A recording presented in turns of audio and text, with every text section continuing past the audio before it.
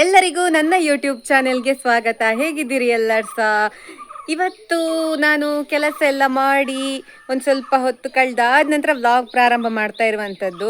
ಕೆಲಸ ಕಂಪ್ಲೀಟ್ ಆದದ್ದಲ್ಲ, ಕೆಲಸ ಸ್ಟಾರ್ಟ್ ಮಾಡಿದ್ದು ನಾನು. ಹಾಗೆ ತಿಂಡಿ ಎಲ್ಲ ತಿಂದಾಯಿತು. ನಿನ್ನೆ ಶ್ರಾದ್ದ ಎಲ್ಲ ಇತ್ತು, ಎಲ್ಲ ಮುಗಿಯಿತು. ಇನ್ನು ಮತ್ತೆ ಆವತ್ತಿನ ಹಾಗೆ ಉಂಟು ದಿನ. ನೋಡ್ಬೇಕು ಇವತ್ತು ಎಂತೆಲ್ಲ ಆಗ್ತದೆ ಅಂತ. ನಿನ್ನೆ ಶ್ರಾದ್ದಕ್ಕೆ ಮಾಡಿದ ಅಡಿಗೆಯನ್ನು ಮಲ್ಲಿ ಅವರಿಗೆ ಕೊಟ್ಟಿದ್ದೆವು. ಹಾಗೆ ಆ ಪಾತ್ರೆಯನ್ನು ಕೊಟ್ಟು ಹೋಗಲಿಕ್ಕೆ ಅಂತ ಅವಳು ಬಂದಿದ್ದಾಳೆ. ಅದರ ಜೊತೆಗೆ ಇಲ್ಲಿ ಎಂಥದೋ ತಂದಿದ್ದಾಳೆ ನೋಡಿ ಅಂತೆ. ಅವಳು ಕಾಲೇಜಿಗೆ ಹೊರಟದ್ದಾಯ್ತಾ, ಹಾಗೆ ಕೊಟ್ಟು ಹೋಗುವ ಅಂತ ಬಂದದ್ದಂತೆ. ನೋಡಿದ್ರಿ ಅಲ್ಲ, ನನ್ನ ಕ್ಯೂಟ್ ಸಬ್ಸ್ಕ್ರೈಬರ್ ನನಗೆ ಮಂಚು ತಂದು ಕೊಟ್ಟಿದ್ದಾಳೆ ನೋಡಿ ಅಂತೆ. ನಾನು ನಿನ್ನೆದ್ದಲ್ಲ, ಅದಕ್ಕಿಂತ ಮೊದಲಿನ ವಿಡಿಯೋದಲ್ಲಿ ಹೇಳಿದ್ದೆ ಅಲ್ವಾ, ನನಗೆ ಸಣ್ಣದಿರುವಾಗ ತುಂಬ ಇಷ್ಟ ಇತ್ತು ಮಂಚು. ನಾನು ನನ್ನ ಸ್ಯಾಲರಿಯಲ್ಲಿ ಫ್ರಿಡ್ಜ್ ಮತ್ತು ಮಂಚೆಲ್ಲ ತಗೊಳ್ಬೇಕಂತೆಲ್ಲ ಆಸೆ ಇತ್ತಂತ ಬಾಲಿಶವಾದ ಆಸೆಗಳನ್ನು ಹೇಳಿದ್ದೆ ಅಲ್ಲ. ಅದನ್ನು ನೋಡಿ ಅವಳು ಕಾಲೇಜಿಂದ ಬರುವಾಗ ನನಗೋಸ್ಕರ ಅಂತ ನೋಡಿ ಅಂತೆ 2 ಮಂಚು ತಕೊಂಡು ಬಂದಿದ್ದಾಳೆ. ಎಷ್ಟು ಖುಷಿ ಆಯಿತು ಗೊತ್ತುಂಟ ನನಗೆ. ನಿನ್ನೆ ಸಂಜೆ ನಾನು ತೋಟಕ್ಕೆ ಹೋಗಿದ್ದೆ ಅಲ್ಲ ಅಪ್ಪನೊಟ್ಟಿಗೆ, ಶ್ರಾದ್ದದ್ದು ಪಿಂಡ ಕೆರೆಗೆ ಹಾಕ್ಲಿಕ್ಕೆ ಅಂತ. ಆಗ ಮೆಸೇಜ್ ಹಾಕಿದ್ಲು, ಅಕ್ಕ ಮನೆಯಲ್ಲಿದ್ದೀರಾ, ಒಂದ್ಸಲ ಬರ್ತೀರಾ ಮಾರ್ಗದ ಹತ್ರ ಅಂತ. ಅಂದರೆ ಕತ್ತಲಾಗಿತ್ತು. ಹಾಗೆ ನಾನು ಹೇಳಿದೆ ನಾನು ತೋಟದಲ್ಲಿದ್ದೇನೆ ಅಂತ. ಓ ಹೌದಾ, ನಾನು ನಿಮಗೆ ಗಿಫ್ಟ್ ತಂದಿದ್ದೆ ಅಕ್ಕ ಅಂತ. ಗಿಫ್ಟ್ ಎಂತಕ್ಕೆ, ನನಗೆ ಎಂತ ಅಂತಲೇ ಅಂದಾಜಾಗಲಿಲ್ಲ. ಮತ್ತು ನಾನು ಹೇಳ್ತಾ ಇದ್ದೆ, ಸಣ್ಣದಿರುವಾಗ ಒಂದು ಬೋಟಿ ಬರ್ತಾ ಇತ್ತು, ಕೆಂಪು ಕಲರ್ ಇದ್ದೊಂದು, ನಮ್ಮಲ್ಲಿ ಕುರುಕಲು ತಿಂಡಿ ಒಂದು ಬರ್ತದೆ, ಅದಕ್ಕೆ ನಾವು ಬೋಟಿ ಅಂತ ಹೇಳೋದು. ಸಣ್ಣದಿರುವಾಗ ತುಂಬ ತಿಂತಾ ಇದ್ದೇವೆ ಅದನ್ನೆಲ್ಲ. ಹಾಗೆ ಅದೀಗ ಎಲ್ಲಿ ಕೂಡ ಸಿಗುದಿಲ್ಲ, ನನ್ನ ಫೇವ್ರೇಟ್ ಅಂತೆಲ್ಲ ನಾನು ಹೀಗೆ ಹೇಳ್ತಾ ಇದ್ದೆ. ಬಹುಶಃ ಅದು ಅಂತ ಅಂದ್ಕೊಂಡು ನಾನು ಕೇಳಿದೆ ಹಾಗೆ ಅದು ಅಂತ. ಅದೆಲ್ಲ ಅಲ್ಲ, ಅಷ್ಟೆಲ್ಲ ಎಂತ ಇಲ್ಲ, ಸಣ್ಣದೊಂದು ಗಿಫ್ಟ್ ಅಷ್ಟೇ ಅಕ್ಕ ಅಂತ ಹೇಳಿದ್ಲು. ಹಾಗೆ ಇವತ್ತು ಮತ್ತೆ ಅವಳ ತಂಗಿ ಬಂದಿದ್ಲು ನಿನ್ನೆ, ಶ್ರಾದ್ದದ್ದು ಸ್ವಲ್ಪ ಸಾಂಬಾರು ಅದಿದೆಲ್ಲ ಉಳಿದಿತ್ತು. ಹಾಗೆ ಅವರಿಗೆ ಕೂಡ ಕೊಟ್ಟಿದ್ದೆವು ನಾವು. ಹಾಗೆ ಆ ಪಾತ್ರೆಯನ್ನು ತೆಕ್ಕೊಂಡು ಬಂದು ಆ ಪಾತ್ರೆಯಲ್ಲಿ 2 ಮಂಚು ಹಾಕಿ ಕೊಟ್ಟಿದ್ದಾಳೆ ನೋಡಿ ಅಂತೆ. ಇದು ನನ್ನ ಸಬ್ಸ್ಕ್ರೈಬರ್ ನನಗೆ ಕಳಿಸಿದ ಅಥವಾ ನನಗೆ ಕೊಟ್ಟಂತಹ ಫಸ್ಟ್ ಗಿಫ್ಟ್ ಆಯ್ತಾ. ನಿನ್ನೆ ನಾನು ತುಂಬ ನನ್ನ ಅಜ್ಜನ ಶ್ರಾದ್ದದ ಬಗ್ಗೆ ಸಾಕಷ್ಟು ವಿಷಯಗಳನ್ನು ಹೇಳಿಕೊಂಡಿದ್ದೇನೆ, ನಿನ್ನೆ ದಿನದ ಮಾಹಿತಿಗಳನ್ನೆಲ್ಲ ಹಂಚಿಕೊಂಡಿದ್ದೇನೆ. ಆದರೆ ನಿಮಗೆ ನನ್ನ ಅಜ್ಜನನ್ನು ನಾನು ತೋರಿಸಲೇ ಇಲ್ಲ ಅಲ್ವಾ. ಇಲ್ಲಿ ನೋಡಿ, ಇಲ್ಲಿರುವವರೇ ನನ್ನ ಅಜ್ಜ ಆಯ್ತಾ. ಇವರು ಕಾಣ್ತಾ ಇರಬಹುದು ನಿಮಗೆ. ಹಾಗೆ ಅದರಿಂದ ಆಚೆ ಇರುವುದೆಲ್ಲ ನನ್ನ ಪ್ರಶಸ್ತಿಗಳು, ಅಂದರೆ ಬರವಣಿಗೆಯ ಕ್ಷೇತ್ರದಲ್ಲಿ ಇಲ್ಲಿ ಉಂಟು, ಇಲ್ಲಿ ಉಂಟು, ಇಲ್ಲಿ ಉಂಟು, ಮತ್ತೆಲ್ಲ ಅಲ್ಲಿ ಪುಸ್ತಕಗಳು ಆಗಿರೋದೆಲ್ಲ ಸಿಕ್ಕಿದ್ದು. ಹಾಗೆ ನನಗೆ ಅಜ್ಜನನ್ನು ತೋರಿಸುವಂತಾಯಿತು. ನಾನು ಕೆಲಸ ಮಾಡ್ತಾ ಇರುವಾಗ ನನಗೆ ಅಮ್ಮ ಎಂತ ತಂದು ಕೊಟ್ಟರು ನೋಡಿ. ಇದು ಬಾಳೆಹಣ್ಣಿನ ರಸಾಯನ ಅಂತ ನಮ್ಮ ಕಡೆ ಒಂದು ಸಿಹಿಯಾದ ಒಂದು ತಿಂಡಿ ಮಾಡ್ತಾರೆ. ತಿಂಡಿ ಅಂತ ಹೇಳೋದಕ್ಕಿಂತ ಅದೊಂಥರ ಪಾಯಸದ ಹಾಗೆ ಬಾಳೆಹಣ್ಣಿನ ರಸಾಯನ ಮಾಡ್ತೇವೆ. ಗೊತ್ತಿರ್ಬೋದು ಹೆಚ್ಚಿನವರಿಗೆ, ನಿಮ್ಮ ಕಡೆ ಬೇರೆ ಹೆಸರೆಂತ ಇರ್ಲಿಕ್ಕೂ ಸಾಕು, ನನಗೆ ಗೊತ್ತಿಲ್ಲ. ಹಾಗೆ ನಿನ್ನೆ ಶ್ರಾದ್ದಕ್ಕೆ ಮಾಡಿದ್ದೆವು. ಅದನ್ನು ಫ್ರೀಸರಲ್ಲಿಟ್ಟು ಗಟ್ಟಿ ಮಾಡಿ ಐಸ್ ಕ್ರೀಮ್ನ ಹಾಗೆ ಮಾಡಿದ್ದಾರೆ ನೋಡಿ ಅಮ್ಮ. ಅದನ್ನು ತಂದು ಕೊಟ್ರು ನನಗೀಗ ತಿನ್ಲಿಕ್ಕೆ. ನಾವಿದಕ್ಕೆ ರಸಾಯನ ಅಂತ ಹೇಳುದು. ಇದೇ ರೀತಿ ಮಾವಿನ ಹಣ್ಣಿದ್ದು ಕೂಡ ರಸಾಯನ ಮಾಡ್ತೇವೆ. ಬಹುಶಃ ಸಿಹಿಕರಣೆ ಅಂತ ಹೇಳುದಿರಬಹುದು, ಮಾವಿನ ಹಣ್ಣಿನ ಸಿಹಿಕರಣೆ ಎಲ್ಲ ಹೇಳ್ತಾರಲ್ಲ, ಅದೇ ರೀತಿ ಬಾಳೆಹಣ್ಣಿದ್ದು ಮಾಡ್ತಾರೆ ನೋಡಿ. ಇಲ್ಲಿ ನಮ್ಮ ಕಡೆ ಎಳ್ಳು ಎಲ್ಲ ಒಗ್ಗರಣೆ ಹಾಕಿ ಚಂದ ಆಗ್ತದೆ ತಿನ್ಲಿಕ್ಕೆ. ಯಾರಿಗೆಲ್ಲ ಗೊತ್ತುಂಟಂತ ಹೇಳಿ ಆಯ್ತಾ. ನಾನು ನಿರೀಕ್ಷೆ ಮಾಡಿರದಂತಹ ಒಂದು ಮಾಹಿತಿಯನ್ನು ಈಗ ನನ್ನ ಸೂಪರ್ವೈಸರ್ ಟೀಮ್ಸ್ ಅಲ್ಲಿ ಹಾಕಿದ್ದಾರೆ ಆಯ್ತಾ. ಎಂತ ಅಂತ ಹೇಳಿದ್ರೆ, ನಮ್ಮ ಟೀಮಲ್ಲಿ ಸೆಲೆಕ್ಟೆಡ್ ಅಂದ್ರೆ ಒಂದು ನಿಗದಿತ ಕೋಡರ್ಸಿಗೋಸ್ಕರ ಈಗ ಒಂದು ಎಕ್ಸಾಮ್ ಉಂಟಂತೆ. ಅದಕ್ಕೋಸ್ಕರ ನಾಡಿದ್ದು ನಾನು ಆಫೀಸಿಗೆ ಹೋಗಬೇಕು. ಹಾಗಾಗಿ ಅದು ಎಕ್ಸಾಮ್ ಬರೀಲಿಕ್ಕೆ ಆಫೀಸಿಂದನೇ ಬರಿಬೇಕು ಅಂತ ಹೇಳುವ ಮಾಹಿತಿ ಬಂದಿದೆ. ನಾನು ಮುಂದಿನ ವಾರದಿಂದ ಆಫೀಸಿಗೆ ಹೋಗ್ಬಹುದು ಅಂತ ನಿರೀಕ್ಷೆಯಲ್ಲಿದ್ದೆ. ಆದರೆ ಈಗ ನೋಡಿದ್ರೆ ನಾಳೆ ನಾನು ಹೊರಡಬೇಕಾದ ಪರಿಸ್ಥಿತಿ ಬಂದಿದೆ. ಹಾಗಾಗಿ ಈಗ ನನಗೆ ಗೊತ್ತಿಲ್ಲದೆ, ಒಂದು ನಿರೀಕ್ಷೆ ಮಾಡದೆ ಈಗ ಹೋಗುವ ಪರಿಸ್ಥಿತಿ ಬರ್ತಾ ಉಂಟು ಅಂತ ಹೇಳಿ ಬೇಸರ ಆಗ್ತಾ ಉಂಟು. ನಾನು ಅಟ್ಲೀಸ್ಟ್ ಇನ್ನೊಂದು ಸ್ವಲ್ಪ ದಿವಸ ಆದರೂ ಇಲ್ಲಿ ಊರಲ್ಲಿ ಇರ್ತೇನೆ ಅಂತ ಅಂದುಕೊಂಡಿದ್ದೆ. ನೋಡುವ ಎಂತೆಲ್ಲ ಆಗ್ತದೆ ಅಂತ. ಇವತ್ತು ಸಂಜೆ ತನಕ ಸಮಯ ಉಂಟು. ಅದರಲ್ಲಿ ಎಂತಾದ್ರೂ ಮಾಹಿತಿ ಬದಲಾವಣೆ ಆದರೆ ನಾನು ಬಚಾವಾಗ್ತೇನೆ, ಇಲ್ಲದಿದ್ದರೆ ಹೋಗ್ಬೇಕಾಗ್ತದೆ. ನನಗೆ ಮಲ್ಲಿ ಚಾಕ್ಲೇಟ್ ಕೊಟ್ಟಿದ್ಲಲ್ಲ, ಆಗ ನಾನು ನಿಮಗೆ ವಿಡಿಯೋದಲ್ಲಿ ಹೇಳಿದ್ದೆ. ಹಾಗೆ ಅದನ್ನು ತಿಂದಾಯಿತು, ತುಂಬ ರುಚಿ ಇತ್ತು. ನಾನು ಅವಳಿಗೆ ಮೆಸೇಜ್ ಮಾಡಿ ಹೇಳಿದ್ದೇವೆ ತುಂಬ ರುಚಿ ಇತ್ತು ಅಂತ. ಹಾಗೆ ಖುಷಿ ಆಯ್ತು ನನಗೆ. ಅವಳು ವಿಡಿಯೋದಲ್ಲಿರುವ ಪುಟ್ಟ ಪುಟ್ಟ ಅಂಶವನ್ನು ಕೂಡ ಗಮನಿಸಿ ನನಗೋಸ್ಕರ ಅಂತ ಅವಳು ತಂದಿದ್ದಾಳಲ್ಲ ಚಾಕ್ಲೇಟ್. ಅದಲ್ಲದೆ ನಾನು ಮಂಚು ಚಾಕ್ಲೇಟ್ ತಿನ್ನದೆ ತುಂಬ ಸಮಯ ಆಗಿತ್ತು. ತುಂಬ ಅಂತ ಹೇಳಿದರೆ ತುಂಬ ಹೇಳ್ಬೋದು. ಡೈರಿ ಮಿಲ್ಕ್ ಆದರೂ ಸದ್ಯ ತಿಂದಿದ್ದೇನೆ, ಆದರೆ ಮಂಚು ತಿನ್ನದೆ ತುಂಬ ಸಮಯ ಆಯಿತು. ಹಾಗೆ ಮಲ್ಲಿಗೆ ಆಲ್ರೆಡಿ ನಾನು ಥ್ಯಾಂಕ್ಸ್ ಹೇಳಿದ್ದೇನೆ, ಅದರ ಜೊತೆಗೆ ಈ ವಿಡಿಯೋದಲ್ಲಿ ಕೂಡ ಮಲ್ಲಿಗೆ ಥ್ಯಾಂಕ್ಸ್ ಆಯಿತಾ. ನನಗೆ ತುಂಬ ಖುಷಿ ಆಯಿತು. ಅಂತ ಹೇಳಿದರೆ ಯಾರು ನಿಮಗೆ ನೀವೇ ಅಂದುಕೊಳ್ಳಿ, ಈಗ ನಿಮ್ಮ ನೆರೆಹೊರೆಯಲ್ಲಿರುವಂಥವ್ರು ಯಾರಾದರೂ ಈ ರೀತಿ ನಿಮ್ಮ ಒಂದು ಆಸೆಗಳನ್ನೆಲ್ಲ ಈಡೇರಿಸಲಿಕ್ಕೆ ನಿಮಗೆ ಒಂದು ಚಾಕ್ಲೇಟ್ ತಂದು ಕೊಡೋದೆಲ್ಲ ಮಾಡ್ತಾರಾ? ಹಾಗಿರುವಾಗ ನನಗೆ ಇಂತಹ ಒಳ್ಳೆ ಒಬ್ಳು ಫ್ರೆಂಡ್ ಸಿಕ್ಕಿದಾಳೆ ಅಲ್ವಾ, ಹಾಗಾಗಿ ಮಲ್ಲಿಗೋಸ್ಕರ ಒಂದು ಸ್ಪೆಷಲ್ ಥ್ಯಾಂಕ್ಸ್ ಆಯ್ತಾ ಈ ವಿಡಿಯೋದಲ್ಲಿ. ನಾನೀಗ ಹಕ್ಕಿಗೂಡಿನ ಹತ್ರ ಹೋಗ್ತಾ ಇದ್ದೇನೆ. ಹಕ್ಕಿ ಹಾರಿ ಹೋಗಿದ ಅಥವಾ ಇನ್ನೂ ಕೂಡ ಉಂಟಾ ಗೊತ್ತಿಲ್ಲ. ನನ್ನ ಪ್ರಕಾರ ಹಾರಿ ಹೋಗಿದೆ. ಯಾಕಂತ ಹೇಳಿದರೆ ನಿನ್ನೆಲ್ಲ ಮೊನ್ನೆಯೇ ಅದಕ್ಕೆ ರೆಕ್ಕೆಲ್ಲ ಬಲಿತಿತ್ತು. ಹಾರಿ ಹೋಗಿದ್ರೆ ಒಳ್ಳೇದು. ನೋಡ ತೋರಿಸ್ತೇನೆ ನಾನು ನಿಮಗೆ, ಆಯ್ತಾ?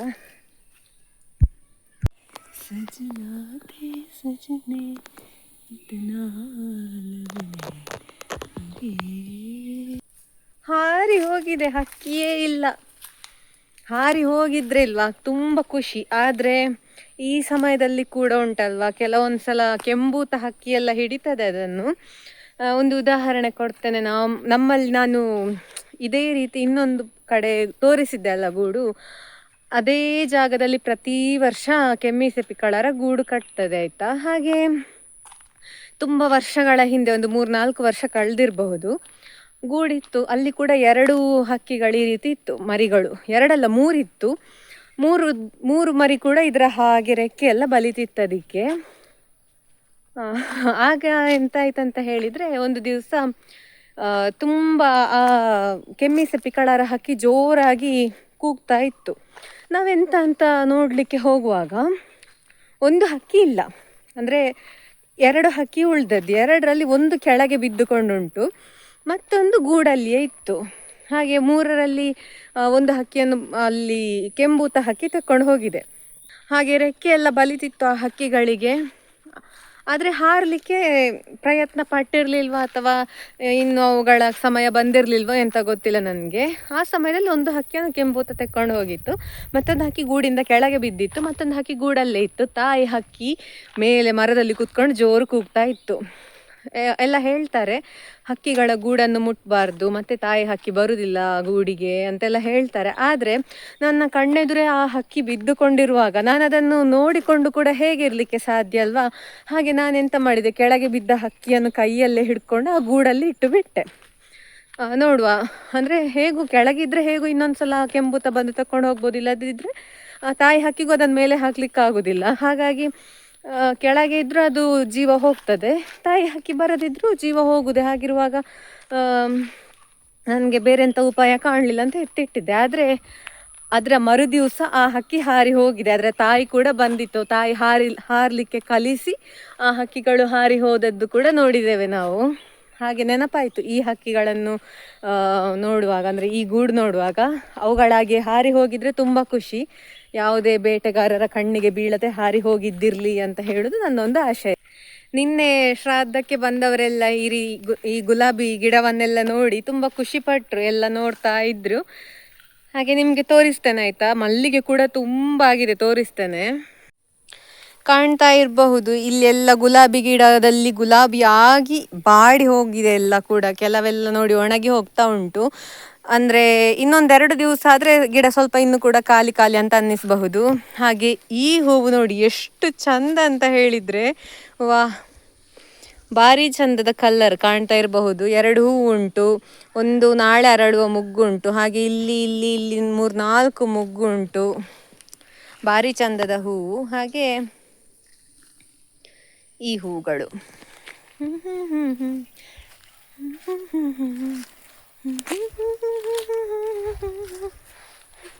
ಹಾಗೆ ನಿಮಗೆ ಮಲ್ಲಿಗೆ ಕೂಡ ತೋರಿಸ್ತೇನೆ ನೋಡಿ.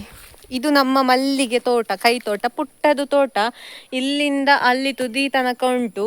ಹೂಗಳೆಲ್ಲ ಅರಳಿ ಹಾಗೆ ಉಂಟು, ಕೆಲವೆಲ್ಲ ಬಿದ್ದಿದೆ. ನಾಳೆನ ಮೊಗ್ಗು ಕೂಡ ಉಂಟು.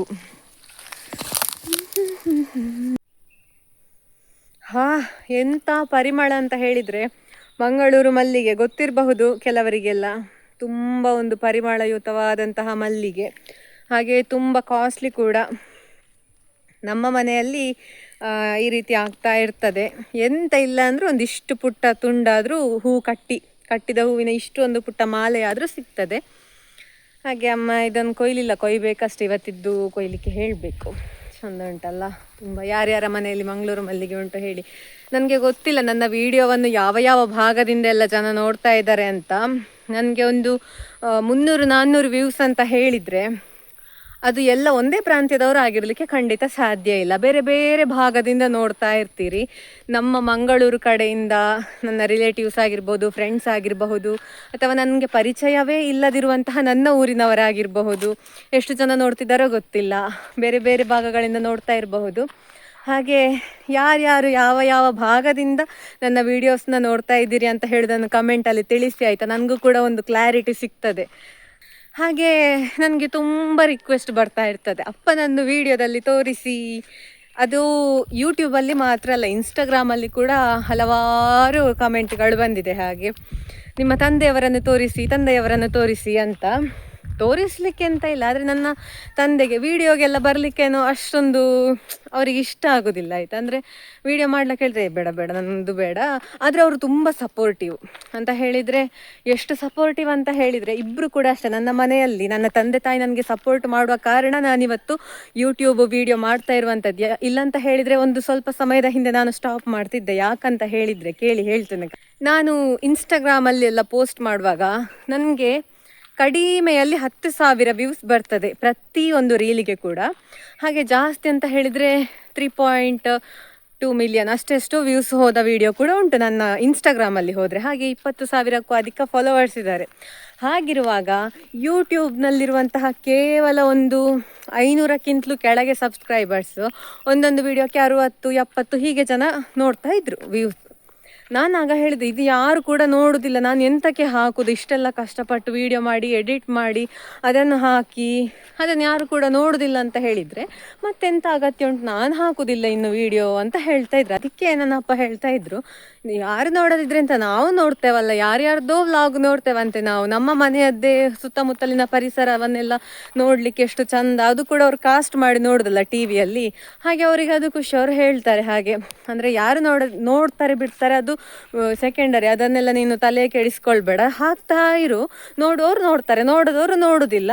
ಇದೆಲ್ಲ ಒಂದು ಹಾಕಬೇಕು. ಹಾಗೆಲ್ಲ ನಿನಗೆ ಟ್ಯಾಲೆಂಟ್ ಉಂಟು, ನಿನ್ನ ಮಾತಲ್ಲಿ ಅಂತ ಕನ್ನಡ ಚಂದ ಉಂಟು, ಎಲ್ಲ ಕೇಳ್ತಾರೆ, ಹಾಕು, ಒಂದು ದಿವಸ ಯಾವಾಗಾದ್ರೂ ಜನ ನೋಡುವರು, ಹಾಕ್ತಾರೆ, ನಾವಂತೂ ನೋಡ್ತೇವಲ್ವಾ ಅಂತ ಹೇಳಿದ್ರು. ಹಾಗೆ ನನಗೆ ಅದುವೇ ಒಂದು ಮೋಟಿವೇಶನ್ ಆಯ್ತಾ. ಎಂತ ಹೇಳಿದರೆ ನನಗೆ ಅದಾದ ನಂತರ ರಿಯಲೈಸ್ ಆಯಿತು, ಹೌದಲ್ವಾ, ಯಾರು ನೋಡ್ತಾರೆ ಬಿಡ್ತಾರೆ ಅಂತ ನಾವು ವಿಡಿಯೋ ಹಾಕೋದಿದ್ರೆ ಭಾರಿ ಕಷ್ಟ ಉಂಟು. ನನಗೆ ಇನ್ಸ್ಟಾಗ್ರಾಮಲ್ಲಿ ಕೂಡ ಅಷ್ಟೇ, ಮೊದಲು 200-300 ಜನ ನೋಡ್ತಾ ಇದ್ರು, ಆದರೂ ಕೂಡ ನಾನು ಕಂಟಿನ್ಯೂಸ್ ಆಗಿ ಹಾಕಿದೆ. ಅದರಲ್ಲಿ ಬೇಗ ನಾನು ಜನರನ್ನು ರೀಚ್ ಆಗ್ಲಿಕ್ಕೆ ಆಯಿತು. ಯೂಟ್ಯೂಬಲ್ಲಿ ಕೂಡ ಒಂದು ದಿವಸ ತಲುಪ್ಬೋದು. ಇನ್ ಕೇಸ್ ತಲುಪಲಿಲ್ಲ ಅಂತ ಹೇಳಿದ್ರು ಸಮಸ್ಯೆ ಎಂತ ಇಲ್ಲ. ಯಾಕಂತ ಹೇಳಿದರೆ ನನ್ನ ವಿಡಿಯೋವನ್ನು, ಅದು ಕೂಡ ಒಂದೊಂದು ವಿಡಿಯೋವನ್ನು ಮನೆಯಲ್ಲಿ 10 ಸಲ ಆದರೂ ನೋಡ್ತಾರೆ ಆಯಿತಾ.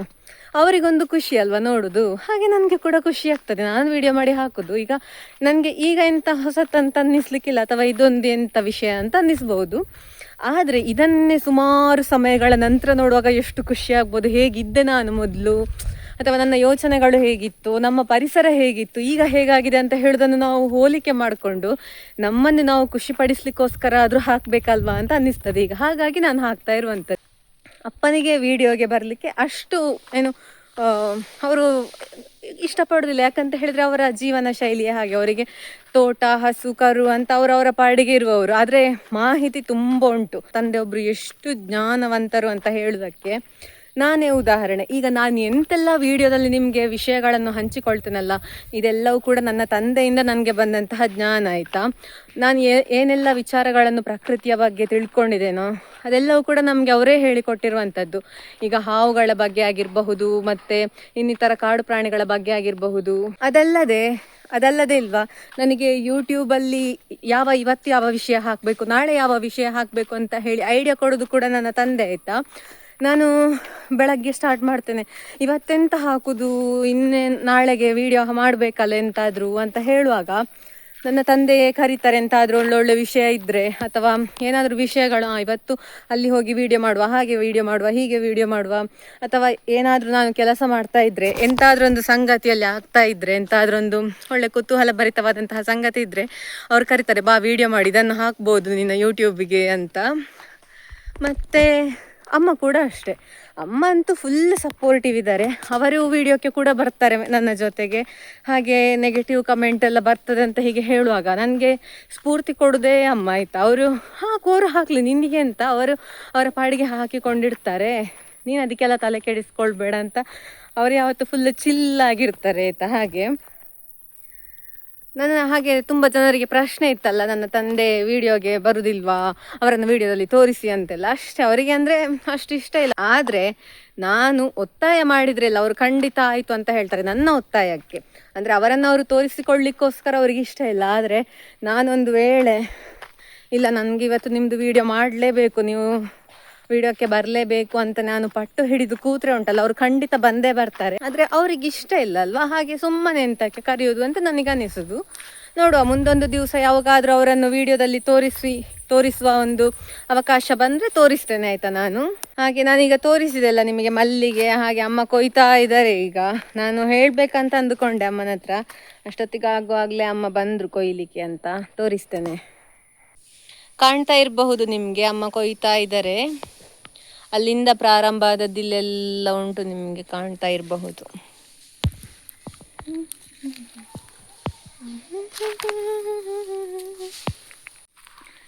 ನಿನ್ನೆ ಅದೆಲ್ಲ ಹೂ ಅರಳಿ ಗಿಡದಲ್ಲೇ ಬಾಕಿ ಆಗಿದೆ, ಇಲ್ಲದಿದ್ರೆ ಹಾಗೆ ಆಗುದಿಲ್ಲ. ನಿನ್ನೆ ಯಾಕೆ ಹಾಗೆ ಆದದ್ದಂತ ಹೇಳಿದ್ರೆ, ಮನೆಯಲ್ಲಿ ಶ್ರಾದ್ದ ಇದ್ದ ಕಾರಣ ಸಾಕಷ್ಟು ಕೆಲಸಗಳು ಇತ್ತಲ್ವಾ, ಹಾಗೆ ಹೂ ಕೊಯ್ಲಿಕ್ಕೆ ಪುರ್ಸೊತ್ತು ಸಿಗಲಿಲ್ಲ, ಹೂ ಕೊಯ್ಲಿಕ್ಕೆ ಸಮಯ ಸಿಗಲಿಲ್ಲ, ಹಾಗೆ ಉಳಿದಿರುವಂಥದ್ದು. ಈಗ ಸಾಯಂಕಾಲ ಆಗಿದೆ, ನಾನು ಮತ್ತೆ ಅಮ್ಮ ಹೀಗೆ ಇಲ್ಲಿ ಮೇಲೆ ಮಾರ್ಗದ ತನಕ ವಾಕ್ ಹೋಗಿ ಬರುವ ಅಂತ ಹೊರಟದ್ದು. ಮಲ್ಲಿ ಈಗ ತುಂಬ ಬ್ಯುಸಿ ಜನ, ಅವಳಿಗೆ ಕಾಲೇಜು ಪ್ರಾರಂಭ ಆದ ನಂತರ ತುಂಬ ಕಡಿಮೆ ಬರೋದು. ಇವತ್ತು ಬೆಳಿಗ್ಗೆ ಬಂದಿದ್ದು ತೋರಿಸಿದ್ದೆ ಅಲ್ಲ, ಹಾಗೆ ಸಂಜೆ ಬರಲಿಕ್ಕಾಗಲಿಲ್ಲ ಅಂತ ಅನ್ನಿಸ್ತದೆ. ಅವರ ಕಾಲೇಜು ಮಂಗಳೂರಿನಲ್ಲಿ, ನಮ್ಮ ಊರಿಂದ ಮಂಗಳೂರಿಗೆ ತುಂಬ ದೂರ ಉಂಟು. ಹಾಗೆ ಬಸ್ಸಲ್ಲಿ ಪ್ರಯಾಣ ಮಾಡಿ ಮತ್ತೆ ನಡ್ಕೊಂಡು ಬರೋದು ಅವರು. ಹಾಗಾಗಿ ಅವಳು ಇನ್ನೊಬ್ಬಳು ಹೋಗಲಿಲ್ಲ ಅಂತ ಇವತ್ತು, ಹಾಗೆ ಇವಳೊಬ್ಬಳೇ ಬರೋದು ಕಾಲೇಜಿಗೆ ಹೋಗಿ. ನಿನ್ನೆ ಇದೇ ಮಾರ್ಗವಾಗಿ ನಾನು ಅತ್ತೆ ಅವರನ್ನೆಲ್ಲ ಕರ್ಕೊಂಡು ಬಂದದ್ದು. ಹಾಗೆ ಮಲ್ಲಿಯವರ ಮನೆ ರಿಪೇರಿ ಕೆಲಸ ಎಲ್ಲ ಆಗಿದೆ ಕಾಣ್ತದೆ, ನೋಡಬೇಕೀಗ. ಇಲ್ಲಿ ಒಂದು ಚಂದದ ದೃಶ್ಯ ಉಂಟು, ತೋರಿಸ್ಲಾ?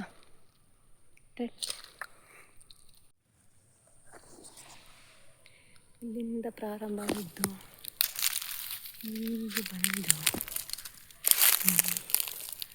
ಇಲ್ಲಿಂದೆಲ್ಲ ಬಂದು ಬಾಲ ಅಲ್ಲಿ ತನಕ ಉಂಟು. ಬಾಲ ಕೂಡ ಎಷ್ಟು ಪರ್ಫೆಕ್ಟ್ ಆಗಿ ಉಂಟು ನೋಡಿ ಅಂತೆ. ಹೀಗೆ ಬಂದು ಇಷ್ಟು ಇಲ್ಲಿ ಮಲ್ಲಿ ಅವರ ಮನೆ ಇರೋದು. ಹಾಗೆ ಇಲ್ಲಿಯೇ ಹಾವಿನ ಪೊರೆ, ಅದು ಕೆರೆ ಹಾವಿನ ಪೊರೆ ಆಯಿತಾ. ನಾಗರ ಹಾವನ್ನು ಬೇಟೆಯಾಡುವ ನಾಯಿಗಳು. ಆ ಪೊರೆ ಕಳಚಿ ಇವತ್ತು ಅಥವಾ ನಿನ್ನೆ ಆಗಿರ್ಬೋದು, ಒಂದು ದಿವಸ ಆಗಿರ್ಬೋದು ಅಷ್ಟೇ. ತುಂಬ ಫ್ರೆಶ್ ಆಗಿ ಉಂಟು, ಇಡೀ ದೇಹದ ರಚನೆ ಹಾಗೆ ಉಂಟು. ಹಾಗೆ ನೋಡಿ, ಮಲ್ಲಿ ಅವರ ಮನೆಯ ಹಂಚು ರಿಪೇರಿ ಕೆಲಸ ಆಯಿತು. ಮೊನ್ನೆಲ್ಲ ನಾನು ತೋರಿಸಿದಾಗ ಇಡೀ ಓಪನ್ ಇತ್ತಲ್ಲ, ಇವತ್ತಿಗೆ ಕೆಲಸ ಆಯಿತು ಕಾಣ್ತದೆ. ಅಲ್ಲಿ ಕಾಣ್ತಾ ಇರಬಹುದು, ಅಮ್ಮ ಮಲ್ಲಿಯ ಅಮ್ಮನೊಟ್ಟಿಗೆ ಮಾತಾಡ್ತಾ ಇದ್ದಾರೆ. ಯಾರಾದರೂ ಹೀಗೆ ಸಿಕ್ಕಿದ್ರೆ ಗೊತ್ತುಂಟಲ್ಲ ಎಲ್ಲ ವಿಚಾರ, ಮನೆಯದ್ದು ಕೆಲಸದ್ದು ಮತ್ತು ನಮ್ಮ ಮನೆಯ ಕೆಲಸದ್ದು, ಹಾಗೆ ಎಲ್ಲ ವಿಚಾರಗಳು ವಿನಿಮಯ ಆಗ್ತಾ ಇರ್ತದೆ ಅಲ್ವಾ. ಮತ್ತು ಮಲ್ಲಿಯ ತಂಗಿ ಕೂಡ ಇದ್ಲು, ಅವರೊಟ್ಟಿಗೆಲ್ಲ ಮಾತಾಡಿ ನಾನು ಸ್ವಲ್ಪ ಮುಂದೆ ಬಂದೆ. ಹಾಗಾದರೂ ಅಮ್ಮ ಹೊರಡ್ತಾರ ಅಂತ ಕತ್ತಲಾಯ್ತಲ್ಲ. ಹಾಗೆ ನನಗೆ ಈಗ ಅದುವೇ ತಲೆಯಲ್ಲಿ ಉಂಟು, ಬೆಂಗಳೂರಿಗೆ ಹೋಗಬೇಕು, ನಾಳೆ ನೈಟ್ ಬಸ್ಸು. ಮಾತ್ರ ಒಂದು ವಾರ ಪ್ರಾರಂಭ ಆಗುವಾಗಿನಿಂದ ಹೋದರೆ ನಮಗೆ ಸಮಸ್ಯೆ ಇಲ್ಲ. ಆದರೆ ಇದು ವಾರಾಂತ್ಯ ಬರುವಾಗ ಹೋಗಬೇಕು, ಅದಾದ ನಂತರ ಶನಿವಾರ ಆದಿತ್ಯವಾರ ಎಲ್ಲ ಅಲ್ಲಿಯೇ ಕೂತ್ಕೊಳ್ಬೇಕು. ಅದಕ್ಕಿಂತ ಇಲ್ಲಿ ಸ್ವಲ್ಪ ಕಾಲ ಕಳೆದು ಹೋಗ್ಬೋದಿತ್ತಲ್ಲ ಅಂತ ಅನ್ನಿಸ್ತದೆ. ಪರವಾಗಿಲ್ಲ, ಎಂತ ಮಾಡಲಿಕ್ಕಾಗೋದಿಲ್ಲ ಅಲ್ವಾ. ಕೆರೆ ಹಾವಿನ ಪೊರೆ ನೋಡಿ. ಅದನ್ನು ನೋಡಿದಾಗ ತುಂಬ ಜನ ಹೇಳ್ತಾರೆ ಅದು ನಾಗರಹಾವಿದ್ದು ಪೊರೆ ಅಂತ. ಮನುಷ್ಯರಿಗೆ ಹೇಗಂತ ಹೇಳಿದರೆ ಪೊರೆ ಬಿಡೋದು ನಾಗರಹಾವು ಮಾತ್ರ ಅಂತ ಅನ್ನಿಸ್ತದೆ ನನಗೆ. ಅಂದರೆ ಅವರ ಒಂದು ಯೋಚನೆ. ಯಾಕಂತ ಹೇಳಿದರೆ ಇನ್ಸ್ಟಾಗ್ರಾಮಲ್ಲಿ ಒಂದ್ಸಲ ಹೀಗೆ ಕೆರೆ ಹಾವಿನ ಪೊರೆ ಅದೇ ಹಾಕಿದ್ದೆ, ಅದಕ್ಕೆ ಸಾಕಷ್ಟು ಜನ ಕಮೆಂಟ್ ಹಾಕಿದ್ರು ಅದು ನಾಗರಹಾವಿನ ಪೊರೆ ನಿಮಗೆ ಗೊತ್ತಿಲ್ಲ ಹಾಗೆ ಹೀಗೆ ಅಂತೆಲ್ಲ. ಮತ್ತು ಅಂಥವರೊಟ್ಟಿಗೆ ಮೊಂಡುವಾದ ಮಾಡುವ ಅಗತ್ಯ ಕೂಡ ನಮಗೆ ಇಲ್ಲ. ನಾಗರ ಹಾವಿನ ಪೊರೆಗೂ ಕೆರೆ ಹಾವಿನ ಪೊರೆಗೂ ವ್ಯತ್ಯಾಸ ಗೊತ್ತಾಗ್ತದೆ ನೋಡುವಾಗ. ಬಾಲ ನೋಡಿ ವ್ಯತ್ಯಾಸ ಗುರುತಿಸಬಹುದು. ಅದರ ಜೊತೆಗೆ ಅದರ ಮೈ ಮೇಲೆ ಇರುವಂತಹ ರಚನೆ ಸ್ಕೇಲ್ಸ್ ಅಂತ ಇರ್ತದೆ, ಅದನ್ನು ನೋಡಿದಾಗ ಗೊತ್ತಾಗ್ತದೆ. ಆದರೆ ಅದನ್ನೆಲ್ಲ ವಿವರಿಸಿಕೊಂಡು ಕೂತ್ಕೊಳ್ಳಿಕ್ಕೆ ನಮಗೆ ಬುದ್ಧಿ ಇಲ್ಲ. ಯಾಕಂತ ಹೇಳಿದರೆ ನಾವು ಹೇಳಿದ್ದನ್ನು ಯಾರಾದರೂ ಅರ್ಥ ಮಾಡಿಕೊಳ್ಳುವವರಿದ್ದರೆ ನಾವು ಹೇಳಿದ್ದು ಒಂದು ಉಪಯೋಗಕ್ಕೆ ಬರ್ತದೆ. ಇದು ನಾವು ಹೇಳಿದ್ರು ಹೇಳದಿದ್ರು ಬೋರ್ಗಲ್ಲಿನ ಮೇಲೆ ನೀರು ಸುರಿದ ಹಾಗೆ ಅಂತ. ಮನೆ ತನಕ ತಲುಪುವಾಗ ಅಮ್ಮ ಈಗ ಬರ್ತಾ ಇದ್ದಾರೆ, ಹಿಂದಿನಿಂದ ಕಾಣ್ತಾ ಇರ್ಬೋದು. ಹಾಗೆ ಮನೆ ಒಳಗಿನಿಂದ ಶಬ್ದ ಕೇಳ್ತಾ ಉಂಟು, ಅಪ್ಪ ಬಂದಿದ್ದಾರೆ ಅಂತ ಅಂದ್ಕೊಳ್ತೇನೆ. ತೋಟಕ್ಕೆ ಹೋಗಿದ್ರು. ನಾನು ಕೆಲಸ ಲಾಗೌಟ್ ಆಗೋದಕ್ಕಿಂತ ಸ್ವಲ್ಪ ಮುಂಚೆ ಹೋಗಿದ್ದಿಲ್ಲ, ಇಲ್ಲದಿದ್ರೆ ನಾನು ಕೂಡ ಹೋಗ್ತಿದ್ದೆ ಅಪ್ಪನೊಟ್ಟಿಗೆ. ಹಾಗೆ ನೋಡುವ, ಇನ್ನು ಮನೆಗೆ ಹೋಗಿ ನಮ್ಮದು ಸಂಜೆದೊಂದು ಚಹಾ ಎಲ್ಲ ಆಗಬೇಕಷ್ಟೇ, ಅಪ್ಪ ಬಂದ ನಂತರ ಕುಡಿಯೋದು. ಇದು ನಮ್ಮ ಚಾವಡಿ ಆಯಿತಾ. ಇಲ್ಲಿ ಮೊದಲು ಸಣ್ಣದೊಂದು ಟಿ ವಿ ಇತ್ತು. ಈ ಟಿ ವಿ ಬರುವ ಮೊದಲು ಈ ಜಾಗದಲ್ಲಿ ಒಂದು ಸಣ್ಣ ಟಿ ವಿ ಇತ್ತು. ಹಾಗೆ ಇಲ್ಲಿ ಸೋಫಾ ಇರಲಿಲ್ಲ. ಈಗ ಸೋಫಾ ಇಡ್ತೇವೆ ನಾವು, ಶ್ರಾದ್ದದ ದಿನ ಹೊರಗಿಟ್ಟ ಕಾರಣ ಅದನ್ನು ಒಳಗಿಡಬೇಕಷ್ಟೇ. ಹಾಗೆ ಇಲ್ಲಿ ಚಾಪೆ ಹಾಕಿ ನಾವು ಟಿ ವಿ ನೋಡ್ತಾ ಇದ್ದೆವು. ಇದಿಷ್ಟು ಇವತ್ತಿನ ವಿಡಿಯೋ ಆಗಿತ್ತು. ನನ್ನ ವಿಡಿಯೋಗಳು ಇಷ್ಟ ಆಗ್ತಾ ಇದ್ದರೆ ಚಾನೆಲ್ನ ಸಬ್ಸ್ಕ್ರೈಬ್ ಮಾಡಿಕೊಳ್ಳಿ. ಹಾಗೆ ಬೆಲ್ ಐಕಾನ್ನ ಪ್ರೆಸ್ ಮಾಡೋದ್ರ ಮೂಲಕ ನಿಮಗೆ ನನ್ನ ಹೊಸ ವಿಡಿಯೋಗಳ ನೋಟಿಫಿಕೇಷನ್ ಕೂಡ ಬರ್ತದೆ. ಮುಂದಿನ ವಿಡಿಯೋದಲ್ಲಿ ಸಿಗ್ತೇನೆ. ಬಾಯ್ ಬಾಯ್.